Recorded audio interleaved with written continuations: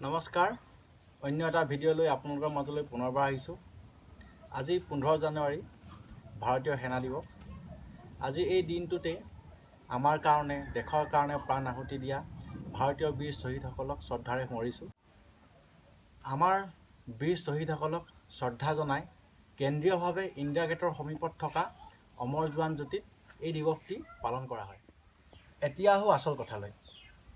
15 জানুৱাৰী দিনটোত কিয়নো আমি ভাৰতীয় সেনা দিৱস পালন কৰোঁ, ইয়াৰো এটা ইতিহাস আছে।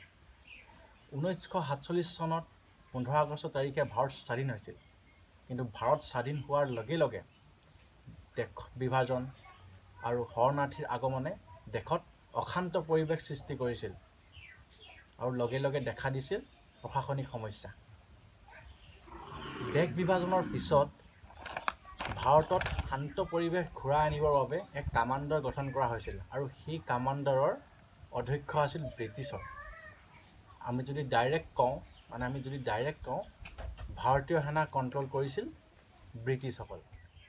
অৱশেষত 1949 চনৰ 15 জানুৱাৰী তাৰিখে, মানে আজিৰ দিনটোতে প্ৰথমবাৰৰ বাবে ভাৰতীয় সেনাৰ কামাণ্ডাৰ ইন চিফ কণ্ডোলেজা এম কাৰিয়াপ্পাই British commander in chief sir Francis বুচাৰৰ পৰা এই অধ্যক্ষৰ কাৰ্যভাৰ গ্ৰহণ কৰে আৰু সেই সময়ত ভাৰতীয় সেনাৰ সংখ্যা আছিল প্ৰায় 2 লাখ। সেইবাবে আজিৰ এই দিনটোতেই ভাৰতীয় সেনা দিৱস হিচাপে পালন কৰা হয়।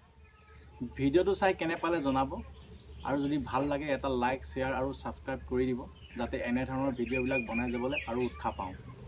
ধন্যবাদ। জয় হিন্দ, জয় অসম।